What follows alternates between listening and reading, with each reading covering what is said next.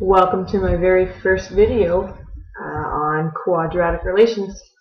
What we want to do is try to sketch this quadratic on this grid.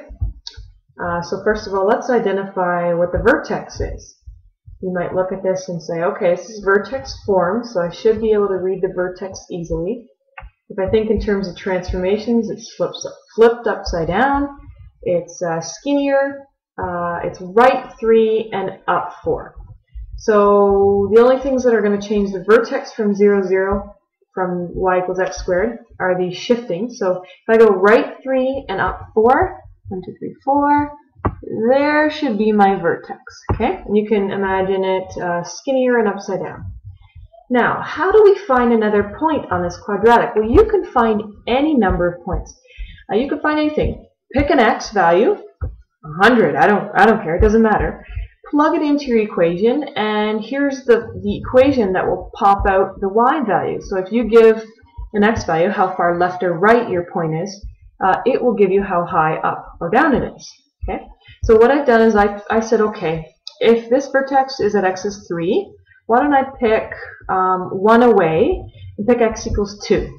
Okay, so x is 2. Now I plop 2 into my formula in place of x. And what I've shown you here is all the bed mass steps. So you might recall that from grade 9. And of course, bed mass never goes away. It's like this umbrella that all of math is under. So what I've done is let me show you in a different color. Hey, this is cool. I'll underline this. I did that first because I'm supposed to do brackets first. It simplified to -1. Then I did exponents first. -1 squared is -1 times -1, so that's 1. Then I did the multiplication first, not just because it came first, because there's a plus there, there's a multiplication that you can't see here. That comes first, so I did that. That's -2, and now add those two numbers and I get 2. Yes, it's a coincidence that I get 2, 2.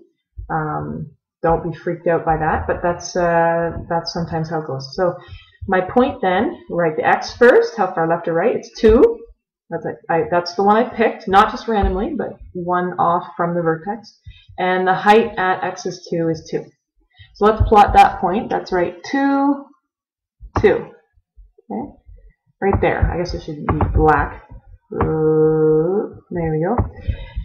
All right, now you may recall that quadratics are symmetrical. So there is a point on the other side of this quadratic that's right across from this one, and it should be right there. So we don't actually have to do some extra work to find another point. I could just do this one right here, and that should be my quadratic. Now it's kind of difficult to figure out how wide this is, so sometimes it's more helpful to pick a point further away. So let's say I were to pick, I don't know why I did this one down here, let's erase this. Let's say I were to pick x is, I don't know, 0. Okay, so let's pick x is 0. I'm just getting used to this here. I'll put 0 there.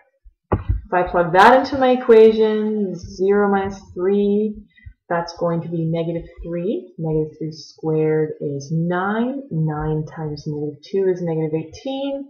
-18 plus 4 is, yikes, -14. So down here should be, here we go, I'll adjust this. 0 is down at -14 if you do all the math. Okay? So there's a point there, so I could go across. That is, this should be the axis of symmetry here. It's hard to draw with the mouse. So I'm 3 off, so that means I'm 3 off in this direction. So there's another point. So my quadratic looks something like this, and I draw arrows indicating that it just keeps going. Nice smooth curve. You'll draw a better one than I will. And there's a rough sketch of my quadratic showing the vertex, very important point. And I found 2 other points, and those unfortunately weren't very helpful, so you could go 1 or 2 more over. There you go. Thus ends my very first video. Bye.